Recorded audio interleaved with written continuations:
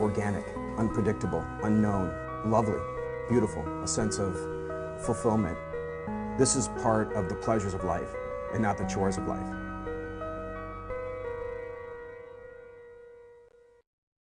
Coming up on Daily Iowan TV, hospitals are hit with budget cuts pushing nursing positions out the door. But see the other places UI's nursing program is sending their graduates. And the basketball team has had pretty good success on the court this season, but we'll see what they're doing differently before the games. That's all coming your way next. Daily Iowan TV starts now. I'm Tom Brokaw. For more than 100 years now, the University of Iowa community has been waking up to the Daily Iowan. Today, it's the largest newsroom in eastern Iowa. And now you can see the news every night on Daily Iowan TV and get it anytime worldwide at dailyiowan.com.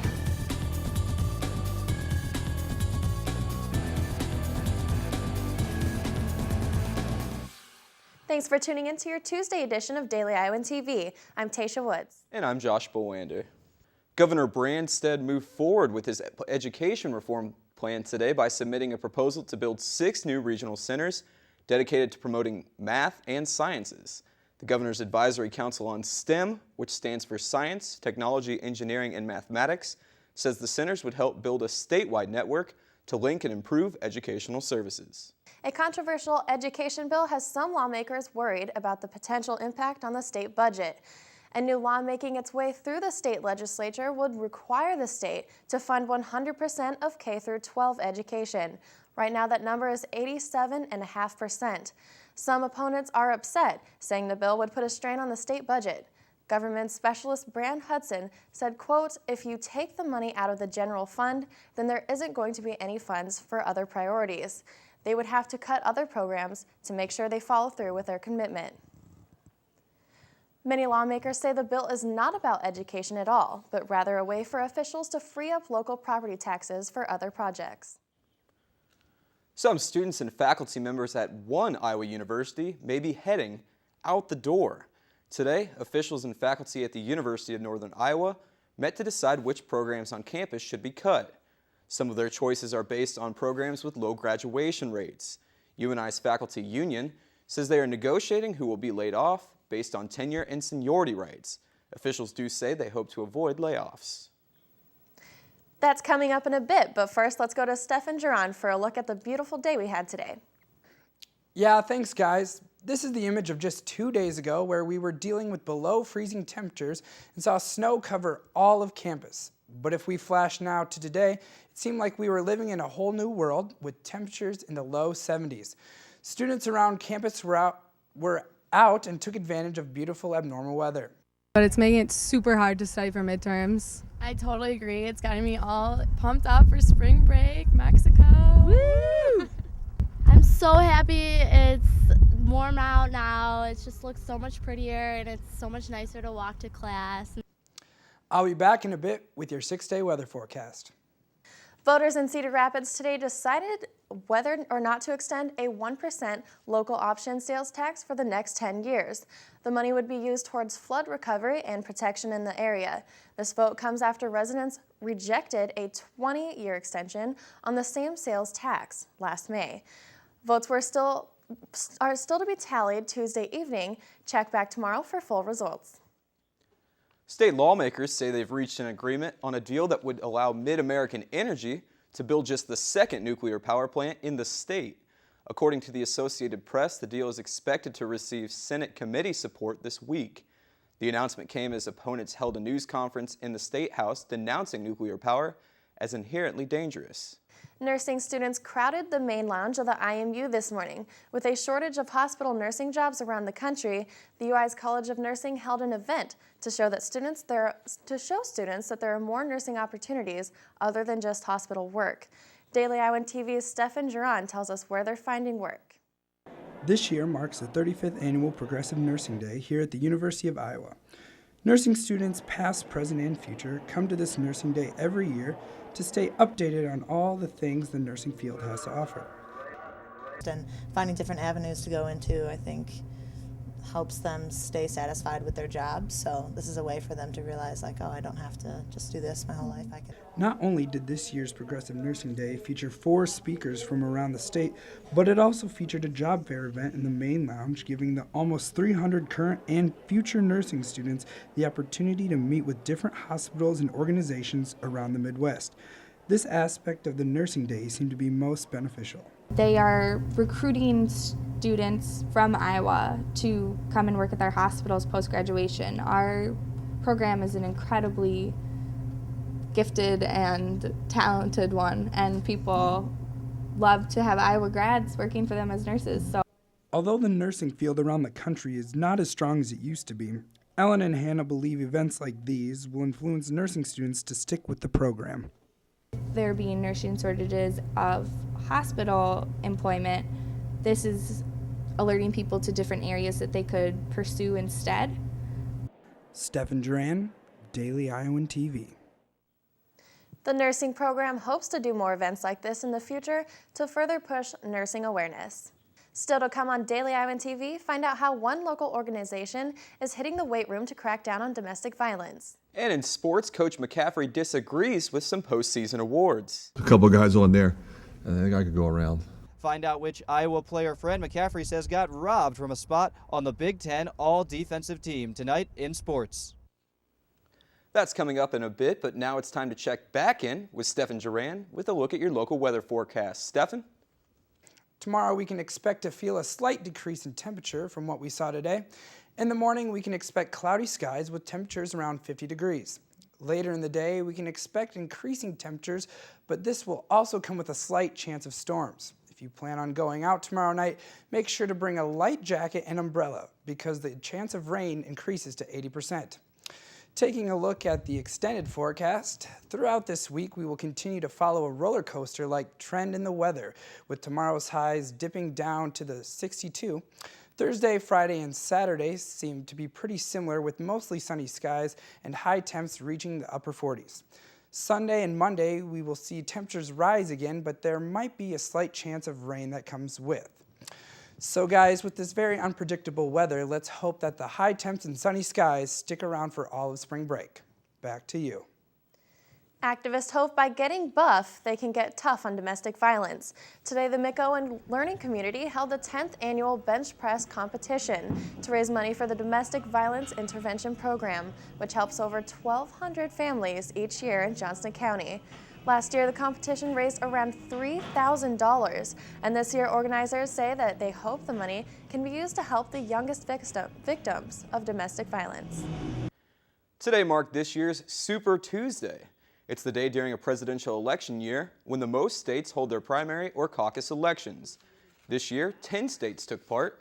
If you take a look here, the 7 holding primaries are Georgia, Massachusetts, Ohio, Oklahoma, Tennessee, Vermont, and Virginia, while Alaska, Idaho, and North Dakota are holding caucuses.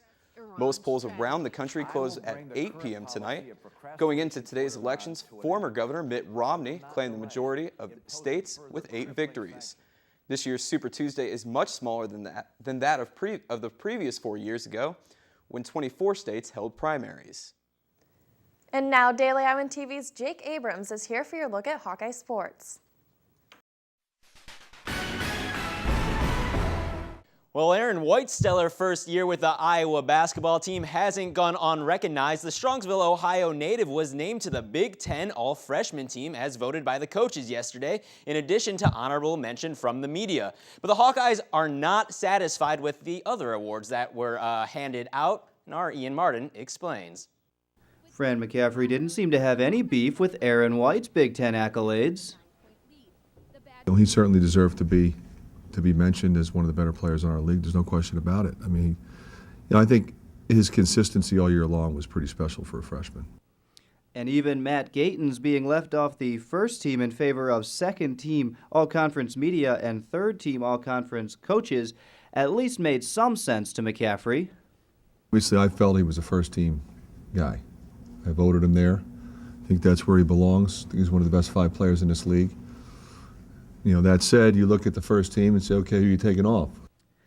It was the senior being excluded from the All-Big Ten defensive team that really offended McCaffrey. I'm not going to name names, but it would have been real easy.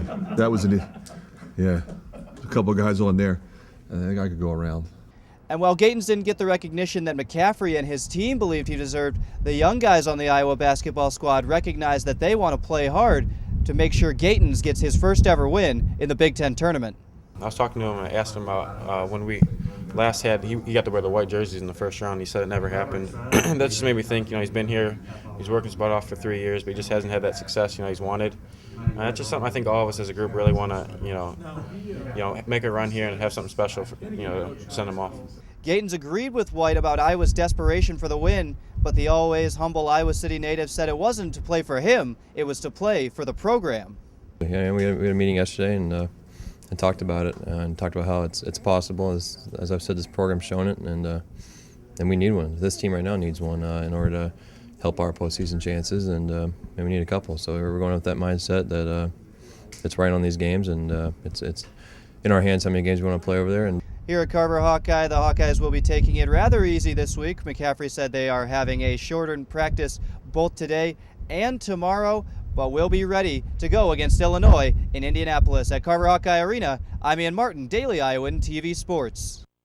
And I'll be in Indianapolis with the Hawkeyes. So for up-to-the-minute information from the Big Ten tournament, go ahead and follow me on Twitter at Jake Abrams, as well as our Daily Iowan TV Twitter page at DITV News. You can also get live updates from our website, www.dailyiowan.com, for video recaps starting on Thursday morning.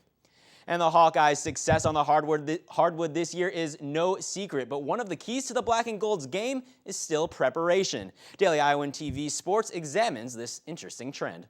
For the first time in years, most Hawkeye fans are getting their own taste of showtime at Carver Hawkeye Arena. But while many think the lights go on after a raucous player introduction and tip-off, showtime for hundreds of early students actually starts an hour before the contest. The spectacle that is an Iowa pregame warm-up in 2012 is unique. While most players expect their teams to get ready in a methodical and organized way, this year's version of the Black and Gold gets focused in a different way.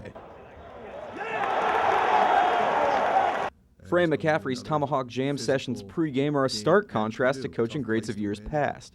John Wooden's Pyramid preached preparation at Purdue and UCLA and led to multiple national titles. The only coach of an undefeated squad over the last 40 years, ESPN commentator Bobby Knight, and his fashionably questionable plaid knit jacket would have exploded if he called a game in Iowa City earlier this year. And I have to imagine one of the game's greats and giants, Knight's predecessor Mike Krzyzewski, would have something to say if a pregame warm-up led to a lack of focus. However, this year's squad, led by senior playmaker Matt Gatens, believes in their system. same preparation, and good things will happen. We may never see this kind of hoops freedom on Kirk Ferentz's gridiron, with each player warming up in his own way and yet still prepared for the game. McCaffrey has instilled something that may have unintentionally changed the identity of a program. These young Hawks are exciting and finally competing, leaving one thing clear. The lights will be back on in Carver in 2013. Josh Bolander, Daily Iowan TV Sports. So guys, stay tuned for tournament updates for the rest of the week. The Hawkeyes set to battle Illinois at 10:30 a.m. on Thursday morning. Josh and Tasha, back to you. Thanks, Jake. And now let's go beyond Iowa and take a look at some of the top headlines from around the globe. A new report from the Director of National Intelligence shows over 30% of detainees released from Guantanamo Bay prison have or are suspected of re-engaging in terrorist activities. Of the nearly 600 former prisoners, the vast majority of whom are released under the Bush administration, around 170 are believed to be involved in terrorist activities.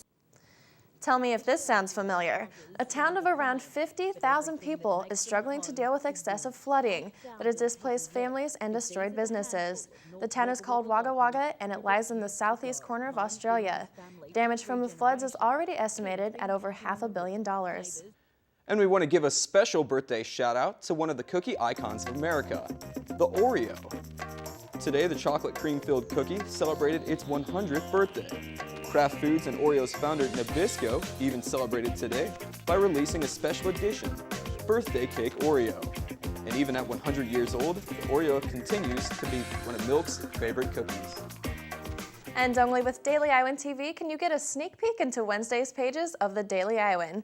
Read about why female business students at the UI aren't getting the same opportunities as some other schools. Plus why more parents are turning to homeschooling.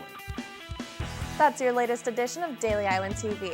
Be sure to check us out at the same time tomorrow or anytime online at dailyiowan.com. Thanks for watching and have a great night.